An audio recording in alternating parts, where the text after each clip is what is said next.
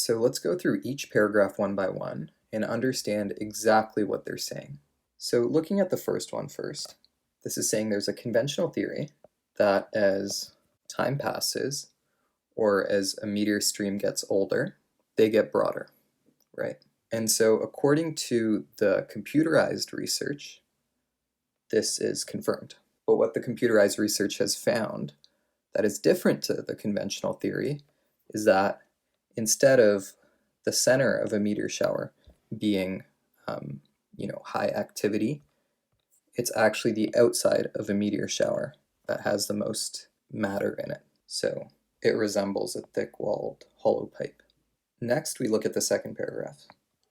So in the second paragraph, this is saying that, when Earth moves through a meteor shower, there's going to be a lot of activity at the beginning, a lot of activity at the end, and for a stream that is 5,000 years old, this difference is going to be 1 day. And so the third paragraph is talking about the actual yearly meteor shower. And so this is saying that this difference in the peak of the meteor showers took actually 19 hours. And that means that the Geminid stream is about 3,000 years old. So let's take a look at some of the questions. So the first question says, the author states that the research described in the first paragraph was undertaken in order to A, determine the age of an actual meteor stream. So that isn't what the research does, right? We don't know anything about how the age of the actual meteor stream is found. B, identify the various structural features of meteor streams. So again, this paragraph doesn't say anything about the research, identifying anything about the structure of a meteor stream. C, explore the nature of a particularly interesting meteor stream. Well, not exactly, right? So this research wasn't done just to kind of explore something or just out of interest. The paragraph actually says something specific about the research. D, test the hypothesis that the meteor streams become broader as they age. Bingo, right? So this is exactly what the paragraph says the hypothesis was being tested by this research. E, show that a computer model could help in explaining actual astronomical data. This paragraph doesn't say anything about showing that a computer model could help. It says very specifically that it was to test the hypothesis. So D is the right answer. The second question, which of the following is an assumption underlying the last sentence of the passage? Well, the last sentence says the time intervals between the bursts suggest that the actual Geminid stream is about 3,000 years old.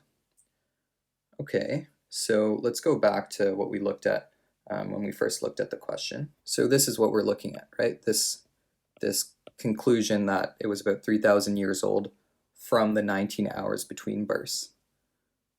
But keep in mind that this is only valid if we believe that the meteor stream looks like this, right? Imagine if the meteor stream looked like this, like the conventional wisdom was, where there's a lot of activity in the middle, but not a lot at the end, right? This wouldn't be a meaningful conclusion if that was the case. So let's look at the answers. A, in each of the years between 1970 and 1979, the Earth took exactly 19 hours to cross the Geminid meteor stream. Well, this is wrong, right? Because this says average of 19 hours. So this doesn't mean it took exactly 19 hours each year. It just means on average it took 19 hours. B, the comet associated with the Geminid meteor stream has totally disintegrated. This doesn't say anything about the comet completely disintegrating anywhere in this passage, so that's wrong. C, the Geminid meteor stream should continue to exist for at least 5,000 years. This 5,000 years is the only place that 5,000 years is mentioned in this paragraph, and that's very specifically about a potential scenario in which the stream were 5,000 years old. Then it would take over a date across the stream, but that doesn't say anything about this particular actual Geminid stream, right? D, the Geminid meteor stream has not broadened as rapidly as the conventional theories would have predicted. Well, this doesn't say anything about the conventional theories predicting any particular speed at which the meteor stream would broaden. and this doesn't make any conclusion about whether or not that is as rapid as the computer model found or not. So that doesn't add anything to the assumptions of this last sentence. E, the computer model Geminid meteor stream provides an accurate representation of the development of the actual Geminid stream. Yeah, that's the right answer, right? Because as we found above, it needs to look like a thick walled pipe for this calculation to make any sense, right?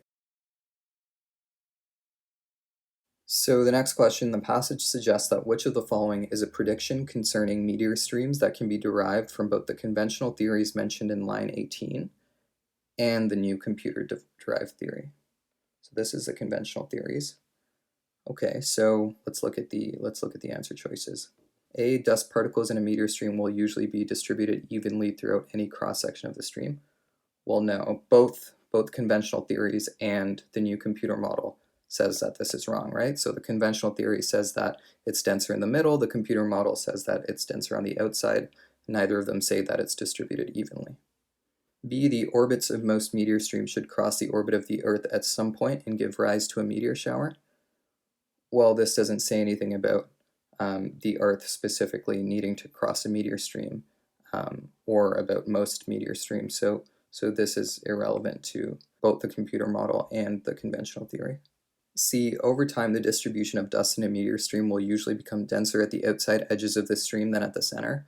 Well, this is what our computer model is saying, but this is not what the conventional theory said, right? The conventional theory said it's denser at the middle. So this isn't something that can be derived from both the conventional theories. It can only be derived from the computer theory.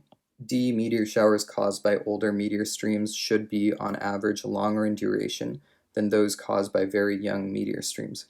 Yeah, right? So this is saying that the conventional theories obviously said that they should broaden with time because astronomers have hypothesized that. And the computer model tested this hypothesis, and as expected, the computer model stream broadened with time, right? So this is correct.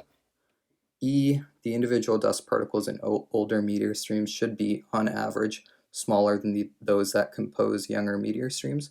The passage doesn't say anything about this, right? So D is our right answer. According to the passage, why did the dust particles in a meteor stream eventually surround a comet's original orbit? So the passage says a shroud of dust surrounds the entire cometary orbit. And why does it do that?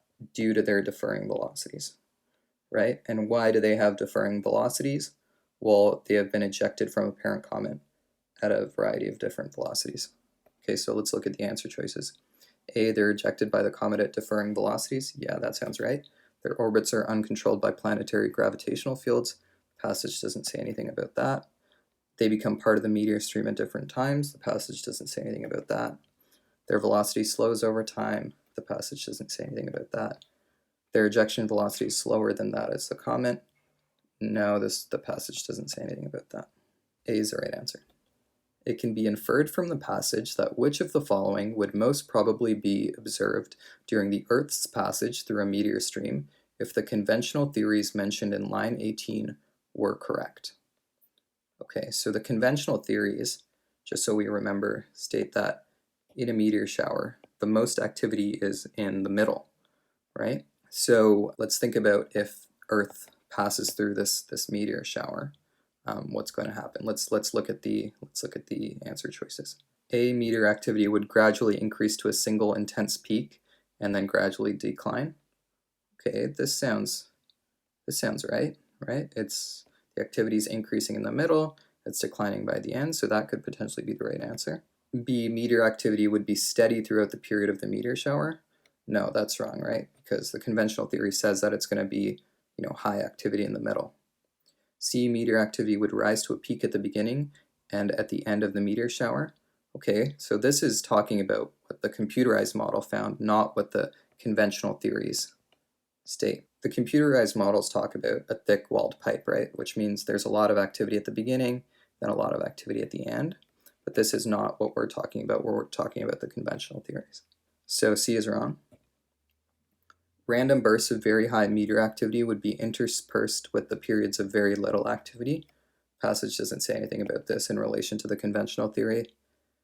In years in which the Earth passed through only the outer areas of a meteor stream, meteor activity would be absent. Well, let's think about this, right? So if the Earth passed through only the outer parts, right, there would be less meteor activity, but the conventional theories don't say that there's only meteor activity in the middle. They say that there's meteor activity throughout, but most of it's in the middle, right? So E is the wrong answer too. A is the right answer.